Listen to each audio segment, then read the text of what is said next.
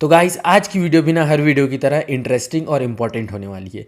ये सवाल अक्सर मुझसे लोग पूछते रहते हैं कि हमें कितने टाइम तक वर्कआउट करना चाहिए, कितने टाइम तक ट्रेनिंग करनी चाहिए, मीन्स उसका टाइमिंग क्या होना चाहिए, क्या 45 मिनट्स काफ़ी है या फिर हमें 1 घंटे तक वर्कआउट करना चाहिए, ट्रेनिंग करनी चाहिए या फिर 2 घंटे तक ट्रेनिंग करनी चाहिए।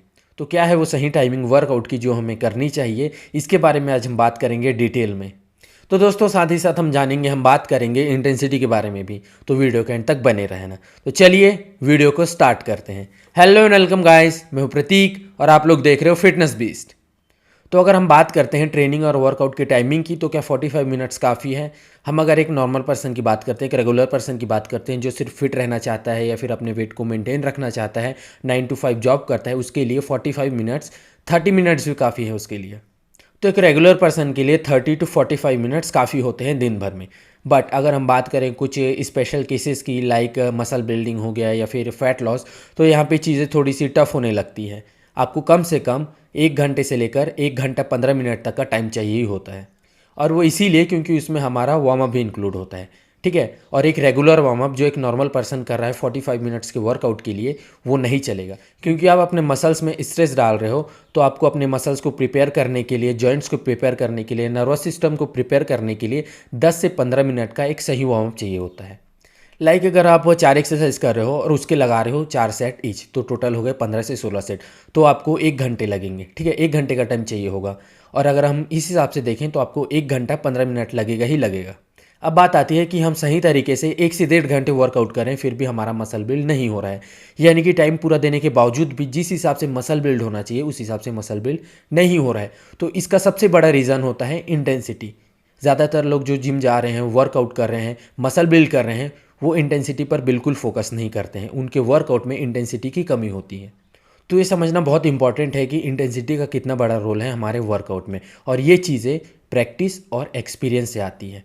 जो बिगनर्स हैं, जिन्हें 1 2 या फिर 3 साल हुए हैं, शायद वो इस तरह की इंटेंसिटी को कम सेट्स में पैदा ना कर पाए, कम सेट्स में जनरेट ना कर पाए। बट कोई बात नहीं, ये सारी चीज़ें आती है एक्सपीरियंस और प्रैक्टिस से। ये टाइम और प्रैक्टिस के साथ ही आता है। तो एज अ बिगनर आपको समझने की ज़रूरत है कि अगर आप ज़्यादा ट्रेनिंग कर रहे हो, ठीक है, ज़्यादा वॉल्यूम डाल रहे हो, वो इसीलिए क्योंकि आप अपने वर्कआउट में ज़्यादा इंटेंसिटी नहीं डाल पा रहे हो, ज़्यादा स्ट्रेस नहीं डाल पा रहे हो, इसीलिए आपको ज़्यादा ट्रेनिंग करने की ज़रूरत पड़ती है।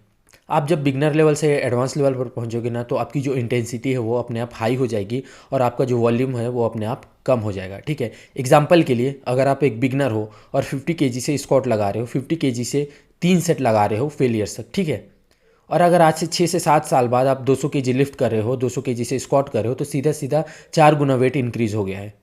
उसकी वजह से आपकी बॉडी पे जो स्ट्रेस पड़ेगा ड्यूरिंग वर्कआउट वो ज़्यादा पड़ेगा।